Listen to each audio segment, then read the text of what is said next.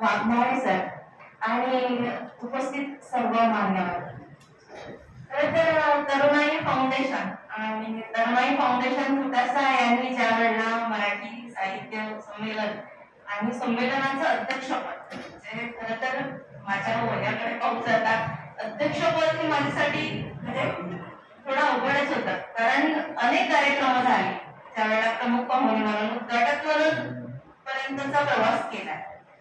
पण कोणीतरी येतो आणि समोरचं ताट ठेवलं, भूक नव्हती पण उद्घाटनाचे स्वप्नही बघितले नव्हते, पण नाही कसं म्हणायचं.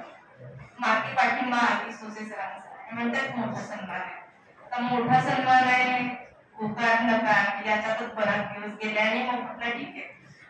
आणि तरुणाई फाउंडेशनचं नाव तरुणाई फाउंडेशन, म्हणजे याच्या आधी खरं तर तरुण अध्यक्ष होते की नाही मला कल्पना नाही, पण असं वाटलं की नाही यांना कदाचित तरुण व्यक्ती हवी असेल आणि म्हणून ते आपल्याकडे आपल्याला म्हणतात की तुम्ही अध्यक्षपद द्या.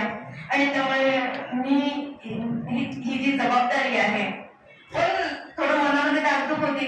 आजपर्यंत तो तणाव कधीच जाणवला नाही, तो गेल्या 2 दिवस जाणवला होता, कारण मला संमेलनासाठी भाषण अध्यक्षाचं भाषण करायचं, अध्यक्षाचं आणि ते संमेलनाध्यक्षाचं भाषण किती गाजलेलं असतं याची माहिती होती आणि त्यामुळे थोडा तणाव होता. आणि बहुतांश काळ दवाखान्यात दिला, साहेब होते आजारी आणि दिवस दवाखान्यात. भाषण कधी लिहायचं आणि सातत्याने मी सारखं हेच म्हणायचे, चला ना लवकर घरी जाऊया, अध्यक्षाचं भाषण लिहायचं. हे संमेलन जे आहे त्याच्यामध्ये माझी ते लवकर बरे व्हावे हा हेतू होताच निश्चितपणे. असं वाटत होतं की भाषण राहिले, अनेक लोक येते की जे मी काय बोलते हे पण ऐकते.